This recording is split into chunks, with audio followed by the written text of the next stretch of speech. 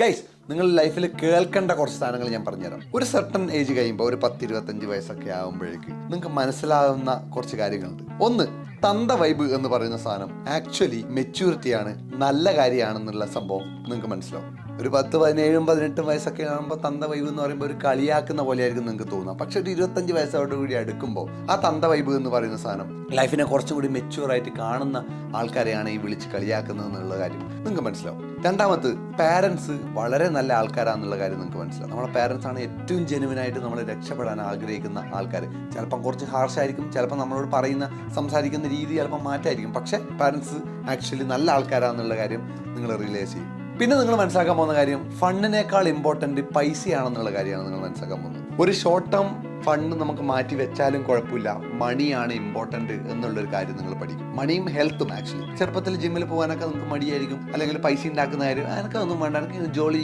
ആയിട്ട് നടന്നാൽ മതി എന്നുള്ള കാര്യം ചിലപ്പോൾ നിങ്ങൾ പറയുന്നുണ്ടാവും. പക്ഷേ ഒരു റിയാലിറ്റി ഹിറ്റ് ചെയ്യുമ്പോൾ നിങ്ങൾക്ക് പൈസ ഇല്ലാണ്ട് മുന്നോട്ട് ജീവിക്കാൻ പറ്റില്ല എന്നുള്ള കാര്യം മനസ്സിലാവും. പൈസയാണ് നമ്മുടെ ഫുൾ ലൈഫ് മുന്നോട്ട് കൊണ്ടുപോകുന്നുള്ള കാര്യം മനസ്സിലാവും. പൈസയോടൊപ്പം തന്നെ ഹെൽത്തും വളരെ ഇമ്പോർട്ടൻ്റ് ആണെന്നുള്ള കാര്യം നിങ്ങൾ മനസ്സിലാവും.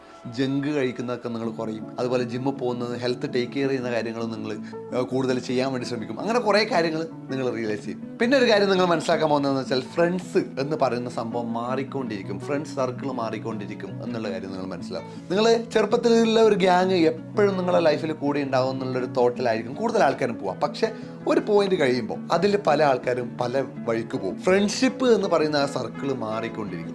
ഇങ്ങനത്തെ കുറച്ച് ഹാർഷ് റിയാലിറ്റി ഉണ്ട്. ഒരു 10-25 വയസ്സൊക്കെ കഴിയുമ്പോൾ ഈ റിയാലിറ്റി മെല്ലെ ക്ലിക്കാവും, നിങ്ങളും മെല്ലെ തന്ത വൈബിലേക്ക് വരും. അപ്പോൾ തന്ത വൈബ് എന്ന് വിളിക്കുന്നുണ്ടെങ്കിൽ അതൊരു കോംപ്ലിമെൻ്റ് ആയിട്ട് എടുക്കാൻ പഠിക്കുക. പീസ്.